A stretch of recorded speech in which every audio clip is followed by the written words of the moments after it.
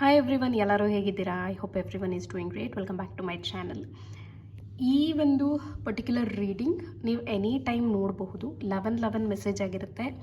And this is channelized message from goddesses Devi Shailaputri.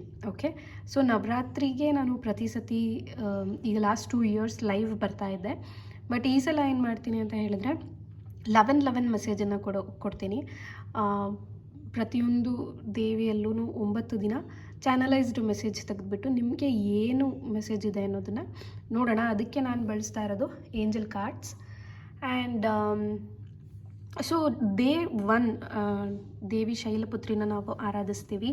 So ನೀವು ಈ ಒಂದು ರೀಡಿಂಗ್ ನೋಡೋಕ್ಕೂ ಮುಂಚೆ ಒಂದು 11 ಸಲ ಓಂ ದೇವಿ ಶೈಲಪುತ್ರಿಯೇ ನಮಃ ಅಂತ ಚಾಂಟ್ ಮಾಡಿಬಿಟ್ಟು ಆಮೇಲೆ ನಿಮಗೇನು ಸಂದೇಶ ಇದೆ ಅನ್ನೋದನ್ನು ನೋಡ್ಬೋದು. ಇವತ್ತಿನ ದಿನಕ್ಕೆ ನೀವು ಕನ್ಸಿಡರ್ ಮಾಡ್ಬೋದು, ಅಥವಾ ಈ ಒಂದು ವರ್ಷ ಕಂಪ್ಲೀಟಾಗಿ ನೀವು ಇದನ್ನು ಕನ್ಸಿಡರ್ ಮಾಡಬಹುದು. ಓಕೆ, ಸೊ ರೀಸೆಂಟಾಗಿ ಒಂದು ವಿಶ್ ಫುಲ್ಫಿಲ್ಮೆಂಟ್ ವಿಡಿಯೋ ಕೂಡ ಹಾಕಿದ್ದೀನಿ, ಚೆಕ್ಔಟ್ ಮಾಡಿ. ನೋಡಿಲ್ಲ ಅಂತ ಹೇಳಿದ್ರೆ ವಿಡಿಯೋ ಎಂಡಲ್ಲಿ ನೋಡಬಹುದು ನೀವು. ಆ್ಯಂಡ್ ಎಸ್, ದೇವಿ ಶೈಲಪುತ್ರಿ ಎಲ್ಲರಿಗೂ ಗೊತ್ತಿರೋ ಥರ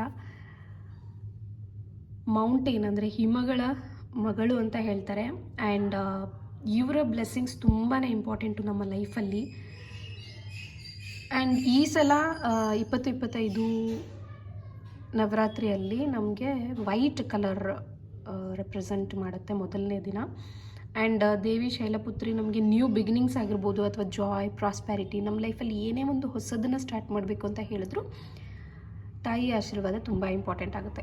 ಸೊ ನಿಮ್ಮ ಜೀವನದಲ್ಲಿ ನ್ಯೂ ಬಿಗಿನಿಂಗ್ಸ್ ಬಗ್ಗೆ ಏನು ಒಂದು ಸಂದೇಶ ಇದೆ, ಅಥವಾ ಏನು ಒಂದು ಮೆಸೇಜ್ ಇದೆ, ಚಾನಲೈಸ್ಡ್ ಮೆಸೇಜ್ ಇದೆ ಅಂತ ನೋಡೋಣ.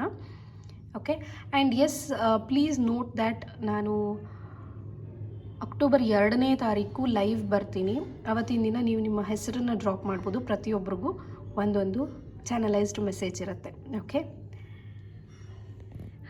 ಓಕೆ, ಈಗ ತಾಯಿ ಶೈಲಪುತ್ರಿಯನ್ನು ಮನಸ್ಸಲ್ಲಿ ನೆನೆಸ್ಕೊಂಡು ನಮ್ಮ ಜೀವನದಲ್ಲಿ ನ್ಯೂ ಬಿಗಿನಿಂಗ್ಸ್ ಆಗಬೇಕು ಅಂತ ಅಂದರೆ ಏನು ಒಂದು ಗೈಡೆನ್ಸ್ ಇದೆ ಅನ್ನೋದನ್ನು ನೋಡೋಣ. Recovery, good.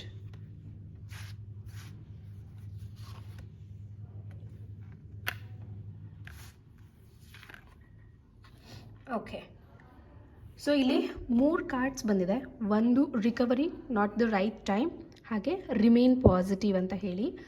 ರಿಕವರಿ ಅಂತ ಬಂದಾಗ ಎಲ್ಲೋ ಒಂದು ಕಡೆ ನೀವು ಹೀಲ್ ಆಗ್ತಾ ಇದ್ದೀರಾ, ಎಕ್ಸೆಪ್ಟ್ ಮಾಡ್ಕೊಳ್ಳೋಣ. ಬಟ್ ನೀವು ಜೀವನದಲ್ಲಿ ಇನ್ನೂ ಪಾಸಿಟಿವ್ ಆಗಿರೋದು ತುಂಬ ಇಂಪಾರ್ಟೆಂಟ್ ಆಗಿದೆ. ಹಾಗೆ ಏನು ನೀವು ಒಂದು ಕೆಲಸ ಮಾಡಬೇಕು ಅಂತ ಯೋಚನೆ ಮಾಡ್ತಾ ಇದ್ರೆ this is not a right time ಅಂತ ಹೇಳ್ತಾ ಇದ್ದಾರೆ. ಸೊ ನಿಮ್ಮ ನ್ಯೂ ಬಿಗಿನಿಂಗ್ಸಲ್ಲಿ ಇನ್ನೊಂದು ಸ್ವಲ್ಪ ಪಾಸಿಟಿವಿಟಿನ ಇಂಪ್ರೂವ್ ಮಾಡ್ಕೊಳ್ಳಿ. ಇನ್ನೊಂದು ಸ್ವಲ್ಪ ನಂಬೋದಕ್ಕೆ ಟ್ರೈ ಮಾಡಿ. ಇನ್ನೊಂದು ಸ್ವಲ್ಪ ವೇಟ್ ಮಾಡಿ. ಹಾಗೆ ಫುಲ್ ಕಂಪ್ಲೀಟ್ ಹೀಲ್ ಆಗಿ, ಅಂದರೆ ಈಗ ಫಾರ್ ಎಕ್ಸಾಂಪಲ್ ನೋಡಿ, ಒಂದು ಹಾಸ್ಪಿಟಲಿಗೆ ನೀವು ಅಡ್ಮಿಟ್ ಆಗಿರ್ತೀರ, ಅವ್ರು ಕಂಪ್ಲೀಟ್ ನೀವು ರಿಕವರ್ ಆದಮೇಲೆ ತಾನೇ ಅವ್ರು ನಿಮಗೆ ಡಿಸ್ಚಾರ್ಜ್ ಮಾಡೋದು. ಸೊ ನಿಮ್ಮ ನೆಕ್ಸ್ಟ್ ಮತ್ತೆ ಜೀವನ ಶೈಲಿ ಸ್ಟಾರ್ಟ್ ಆಗೋದೇ ಕಂಪ್ಲೀಟ್ ರಿಕವರಿ ಆದಮೇಲೆ. ಹಾಸ್ಪಿಟಲ್ಗೆ ಅಡ್ಮಿಟ್ ಆದಾಗ ಯಾವುದೇ ಪೇಷಂಟ್ ಆಗಲಿ, ಅವ್ರು ಅರ್ಧ ನಿಮಗೆ ಟ್ರೀಟ್ಮೆಂಟ್ ಮಾಡಿ ಕಳಿಸೋಲ್ಲ. ಕಂಪ್ಲೀಟ್ ಟ್ರೀಟ್ಮೆಂಟ್ ಮಾಡಿ, ಓಕೆ ನೀವು ರಿಕವರ್ ಆಗಿದ್ದೀರಾ ಅಂತ 1-2 days ಅಬ್ಸರ್ವೇಷನಲ್ಲಿ ಇಟ್ಟು ಆಮೇಲೆ ನೀವು ಹೊರಗಡೆ ಬರ್ತೀರಾ.